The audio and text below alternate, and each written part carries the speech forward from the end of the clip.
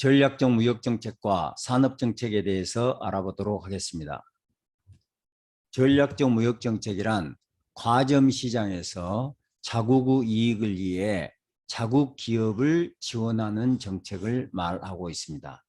정부가 보조금을 주면 자국 기업이 국제시장에서 전략적 우위를 확보할 수 있다. 이런 점에서 이를 전략적 무역정책이라고 표현하고 있습니다. 이 예를 보시면 여러분들이 조금 더 쉽게 이해할 수 있으리라는 생각이 듭니다. 이건 보잉과 에어버스가 항공시장에서 세계 시장을 과점하고 있는데요. 이에 대한 보수 행렬입니다. 만일 어떤 모델을 유사한 모델을 보잉과 에어버스가 둘 다 개발해서 생산을 하게 되면 포화 상태가 돼서 시장이 포화 상태가 돼서 마이너스 5 손실을 보게 된다는 것입니다. 그런데 보잉은 생산을 하되 에어버스가 생산을 하지 않는다면 보잉만 생산하기 때문에 그 시장에서 100의 이익을 얻고 에어버스는 생산을 하니까 이익도 손실도 얻게 되겠죠. 또 마찬가지로 에어버스만 생산을 하고 보잉은 생산을 하지 않는다면 에어버스 혼자서 시장을 독점하게 되니까 100의 이익을 얻는다는 것입니다. 자, 이런 시장에서 만일 EU가 에어버스에게 25의 보조금을 주게 되면 시장에서 설령 에어버스는 마이너스 5 손실을 보더라도 25의 보조금을 얻게 되니까 20의 이득을 얻게 되는 거죠. 생산을 하는 경우에, 둘 다 생산하는 경우에. 이 경우에 보잉은 생산을 하면 손실이 발생하기 때문에 생산을 포기하게 될 것이고, 그러면 균형점이 이쪽으로 옮겨가게 되는 거죠. 균형점이 이쪽으로 옮겨가면 에어버스만 생산을 하고 보잉은 생산을 하지 않으니까 에어버스가 125의 이득을 얻게 됩니다. 그래서 25의 보조금을 제외하고도 시장에서 100의 이득을 얻기 때문에 EU가 이 25 보조금을 지원함으로써 이익을 얻게 된다 하는 것이 이 전략적 무역정책의 주요 내용이 되겠습니다. 그러나 이런 전략적 무역정책의 사용에는 현실적으로 어려움이 있습니다. 첫 번째는 이게 임금 궁핍화 정책입니다. 그러니까 내가 이익을 보기 위해서 상대방, 이 보잉에게 손해를 끼치게 되는 거죠. 그러니까 보복이 따라올 가능성이 굉장히 높다, 이렇게 생각을 해야 되겠습니다. 두 번째는 보수 행렬에 대한 정확한 정보를 알기 어렵다는 것입니다. 우리는 이 예를 이렇게 들었지만 만약에 보잉이 에어버스보다 기술 수준이 높아서 둘 다 생산하는 경우에 보잉은 5 이익을 얻고 에어버스는 여전히 마이너스 5 손실을 본다고 했을 경우에 EU가 25의 보조금을 주는 경우에 여전히 보잉은 5의 시장에서 이익을 얻을 수 있으니까 생산을 포기하는 게 아니라 계속 생산해 나갈 것이라는 것입니다. 자, 그 경우에 균형점이 이쪽으로 가게 될 것이고, 이쪽으로 가게 되면 보잉은 5의 이득을 얻고 에어버스는 20의 이득을 얻지만 실제로 에어버스는 보조금에 의해서 20의 이득을 얻을 뿐 시장에서 마이너스 5의 손실을 보게 있는 거죠. 자, 그러니까 이 경우에는 전략적 무역정책의 이득, 다시 말해서 상대방을 시장에서 퇴출시킴으로써 자기가 이익을 얻을 수 있는 그런 역할을 할 수 없다, 이렇게 보겠습니다. 셋째, 특정 회사나 특정 집단이 이익을 얻을 뿐이고 그 회사가 얻는 이익은 국가 경제 규모에 비하면 매우 미미하다. 그러니까 이 전략적 무역 정책을 통해서 에어버스가 이익을 얻을 수 있거나 또는 보잉이 이익을 얻을 수 있게 되겠지만 이것은 이 회사들의 이익일 뿐 이 회사들이 얻는 이득이 이 국가 경제 전체의 이득에 비하면 굉장히 미미하다, 이렇게 보겠습니다. 이제 우리 교과서 박스에 보면 미국과 EU 항공기 보조금 분쟁이 있는데 이 사례에서도 볼 수 있듯이 한 국가가 보조금을 지급하게 되면 상대방 국가가 거기에 대해서 보복 조치를 취하기 때문에 결국에는 두 국가 모두 이익을 얻기 어렵다 하는 내용들이 적혀 있습니다. 다음은 선진국에서 작용하는 산업정책에 대해서 알아보도록 하겠습니다. 흔히 선진국에서 부가가치가 높은 산업이 좋다, 그래서 부가가치 높은 산업을 육성하자 이런 주장이 있습니다. 왜냐하면 국민소득이라는 것은 부가가치 합이니까 부가가치가 높은 산업을 육성하면 국민소득이 증가할 거다 이런 생각인 것이죠. 그런데 이 주장은 결론부터 이야기하면 타당하지 않다고 봐야 되겠습니다. 자, 흔히 부가가치가 높은 산업이 좋은 산업이라고 생각하지만 부가가치가 높은 산업이라는 것은 중간재 투입이 적은 산업일 뿐입니다. 자, 이 예를 한번 보시면 지금 한국 제조업에 대해서 그 부가가치 비중을 제가 정의해 놓은 것입니다. 보면 섬유는 부가가치가 41%고 자동차 운송은 부가가치가 29.2%입니다. 자, 그러면 부가가치 높은 산업이 어딘 거는 섬유나 의류 산업인데 우리가 섬유나 의류 산업을 육성하자고 주장하기는 어렵지 않습니까? 이 섬유나 의류 산업은 단순 노동을 쓰지만 단순히 중간재가 적기 때문에 부가가치가 높은 산업이다. 이렇게 이해를 해야 될 것입니다. 그래서 부가가치가 높은 산업이 반드시 좋은 산업은 아니다. 자, 그렇다면 흔히 우리가 부가가치가 높은 산업이라고 이야기할 때 이 부가가치가 높은 산업은 1인당 부가가치가 높은 산업으로 이해하는 것이 아마 타당할 것입니다. 자, 그런데 1인당 부가가치가 높은 산업은 자본 집약도가 높은 산업일 뿐입니다. 자, 이게 다시 한번 보시면 여기가 1인당 부가가치인데요. 1인당 부가가치가 높은 산업을 봤더니 여기거든요. 화학, 전기, 전자. 그런데 이 산업은 여기 자본 집약도를 보시면 다른 산업에 비해서 자본 집약도가 높다는 것을 알 수가 있습니다. 다시 말해서 캐피탈과 레이버를 쓰는데 이 캐피탈을 많이 쓰게 되면 노동 1인당 부가가치가 당연히 높아지게 된다는 이야기가 되겠습니다. 그래서 1인당 부가가치가 높은 산업이란 자본 집약도가 높은 산업이고 부가가치가 높은 산업을 육성하자는 주장은 다시 말해서 자본 집약적인 산업을 육성하자는 주장으로 우리가 해석할 수가 있겠습니다. 그런데 만약에 자본이 풍부한 국가라면 모르겠지만 노동이 풍부한 국가라면 자본 집약적인 산업을 육성하자는 주장은 비교 열의 산업을 육성하자는 주장과 같기 때문에 이 주장은 타당하다고 볼 수 없겠습니다. 그래서 논리적으로 옳은 주장이라고 보기는 어렵다.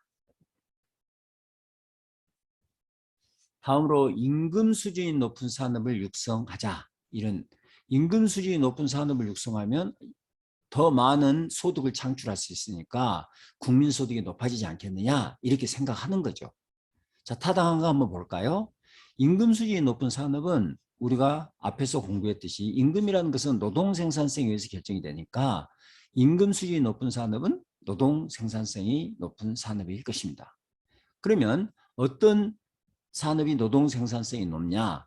단순 노동과 숙련 노동을 생각해 보면 숙련 노동 집약적인 산업이 노동 생산성이 높은 산업일 것이고 비숙련 노동이 풍부한 국가, 숙련 노동이 아니라 비숙련 노동이 풍부한 국가 관점에서는 이 산업을 육성하자고 하는 것은 비교 열의 산업을 육성하자는 주장과 같다는 것입니다.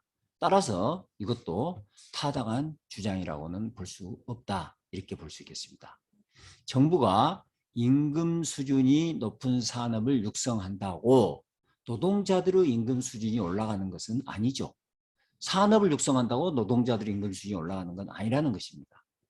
노동자들의 생산성을 향상시킬 수 있는 교육, 직업훈련 이런 것을 통해서 노동자들의 생산성이 올라가야만이 임금도 올라가고 국가 전체의 임금 수준이 높일 수 있다. 그래서 산업의 육성이 필요한 게 아니라 노동자들의 생산성을 높이는 게 먼저다. 이렇게 이해를 해야 되겠습니다. 세 번째, 첨단 산업의 육성이 필요한가? 첨단 산업은 외부 경제가 있는 거죠. 그래서 이제 어느 정도 이 주장은 타당성이 있다. 이렇게 봐야 되겠습니다.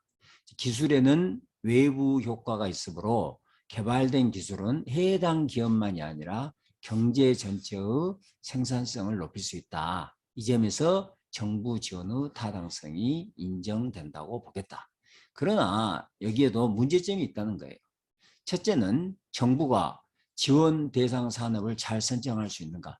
어떤 산업이 첨단 산업인지 어떤 산업이 이 기술의 외부 효과가 있는 산업인지를 선정하기가 쉽지가 않다. 또 선정했다고 하더라도 어떤 방법으로 지원을 할까? 보조금을 줄까? 또는 노동자에게 보조금을 줄까? 생산에 보조금을 줄까? 또 방법을 결정했다고 하더라도 어느 정도 지원을 줄까? 10억을 줄까? 100억을 줄까? 이런 것을 결정하기가 쉽지가 않다. 마지막으로는 정부 지원으로 개발된 기술이 새로 기술을 개발했다고 하더라도 이 기술이란 건 외부로 확산되니까요. 외국으로 확산되는 경우에는 정부가 다른 국가에게 보조금을 지원하는 격이 된다는 것입니다.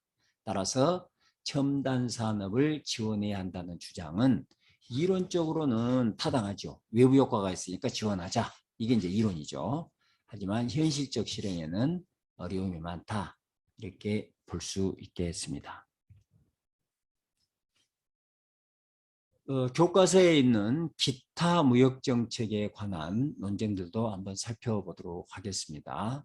흔히 고용을 보장하기 위해서 보호무역을 어떤 산업의 외국에서 수입이 증가하게 되면 실업이 발생하니까 그 고용을 보장하기 위해서 보호무역을 해야 된다 이런 주장이 있다는 거죠. 하지만 타당하지는 않다. 자유무역을 할 것이냐 보호무역을 할 것이냐는 자원이 어디에 배분되어야 한가를 결정할 뿐이라는 거예요. 그래서 자유무역을 하면 비교 우위산업에, 보호무역을 하면 비교 열의산업에 자원을 배분하자는 그런 주장일 뿐 실업률을 전반적인 경제전적 실업률을 높이거나 낮추는 역할을 하는 것은 아니다. 실업은 무역정책이 아니라 거시경제정책으로 해결해야 될 문제다. 이렇게 보겠습니다. 수입을 규제하면 국내 수입 대체재 산업에서 생산과 고용이 확대되지만 이는 수출재 생산을 억제함으로 경제 전체의 고용 확대에는 기여하지 못한다. 수입을 규제하면 비교 우위 산업에서 비교 열의 산업으로 자원이 이동할 뿐이라는 겁니다. 오히려 자유무역을 실시하면 장기적으로 자원이 효율적인 비교 우위가 있는 이 수출재 부문으로 이동하기 때문에 국가 전체적으로 이득을 얻을 수가 있다. 다음으로 저임금 후진국과 경쟁은 부당함으로 보호무역이 필요할까? 이것도 그렇지는 않다는 겁니다. 자, 내용을 보시면 선진국들은 후진국과 경쟁에서 자국 노동자를 보호하기 위해 보호무역이 필요하다고 주장하지만 이 산업의 경쟁력이 떨어진 이유는 이 산업의 임금 수준이 노동 생산성에 비해 높기 때문일 뿐이라는 것입니다. 자, 예를 들어서 한국의 의류 산업에서 노동 생산성과 중국의 의류 산업에서 노동 생산성을 비교했더니 한국이 노동 생산성이 높다는 거예요. 그럼에도 불구하고 중국에서 의류를 수입하는 것은 한국 노동자들에게 부당한 거 아니냐 하는 게 이 주장입니다. 그런데 우리가 앞에서 리카도 모형에서 공부했듯이 한국의 노동 생산성이 더 높음에도 불구하고 중국에서 의류를 수입하게 되는 것은 한국의 임금 수준이 중국의 임금 수준에 비해서 월등 높기 때문에 예를 들면 여기는 2배가 높은데 여기가 3배가 높기 때문에 이 산업에서 의류 산업에서 한국이 경쟁력이 없기 때문이다. 이렇게 이해를 해야 된다는 것입니다. 그래서 비교 우위에 따라서 무역을 하게 되면 양국 모두에게 이익을 준다 하는 것을 우리가 이해할 필요가 있다는 주장이 되겠습니다. 예를 들어서 1980년대 후반 한국은 중국이나 동남아시아 국가에게 노동집약적인 신발 섬유 산업에서 수출 경쟁력을 상실하게 되었습니다. 자, 이 경우 이 산업에서 많은 노동자들이 해고되게 되고 그러다 보니까 이 산업을 보호해야 되는 게 타당하냐 하는 이야기가 되겠습니다. 자, 결론부터 이야기하면 이 산업을 보호한다고 그래서 이 산업을 갖다가 지속적으로 한국의 유력 산업으로 육성한다는 것은 불가능하다고 봐야 되겠고 대신 자동차, 전자 등 자본 집약적인 산업으로 경쟁력을 확보해 나갈 필요가 있다. 이렇게 봐야 되겠습니다.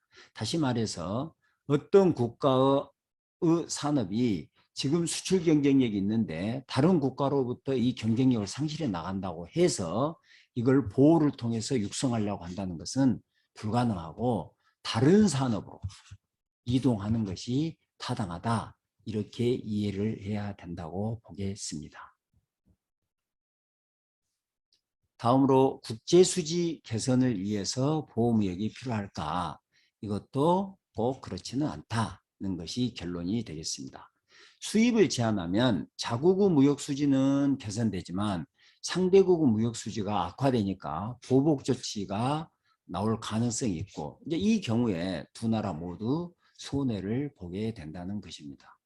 그래서 자국의 국내 생산과 고용을 확대하기 위해 수입을 규제하는 정책을 신중상주의라고 합니다.